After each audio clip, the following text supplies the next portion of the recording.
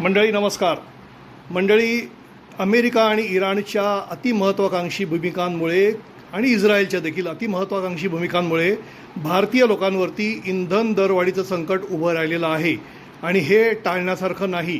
केंद्र सरकारने कितीही ते टाळण्याचा प्रयत्न केला तरी ते शक्य होणार नाही आहे असंच आता स्पष्टपणे झालेलं आहे.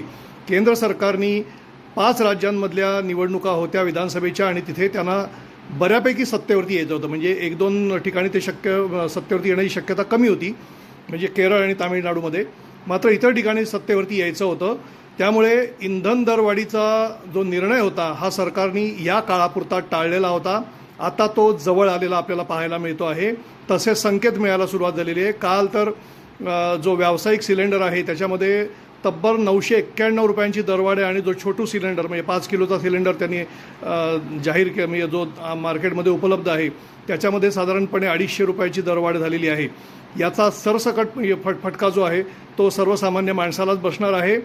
हो, कामगार वर्गाला बसणार आहे, मध्यमवर्गीयांना बसणार आहे. मोठ्या लोकांना म्हणजे ज्यांच्याकडे पैसे आहेत त्यांना फारसा फटका बसायची म्हणजे बसला तरीसुद्धा त्यांना तो काय फारसा जाणवण्याची शक्यता नाही आहे.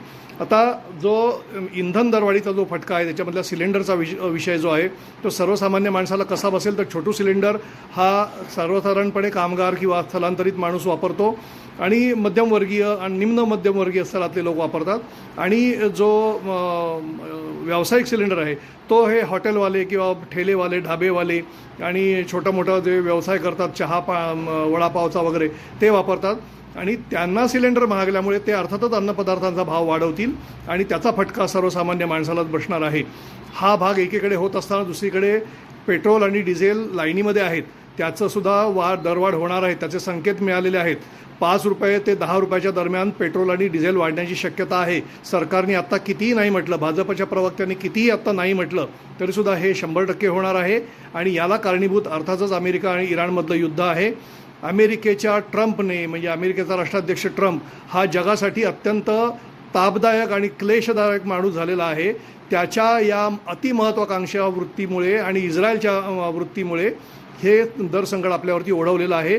जगामध्ये इतर ठिकाणी इंधन दरवाढ झालेली होती, मात्र भारतामध्ये ती झालेली नव्हती, आत्तापर्यंत झाली नव्हती, मात्र आता ती होऊ घातलेली आहे.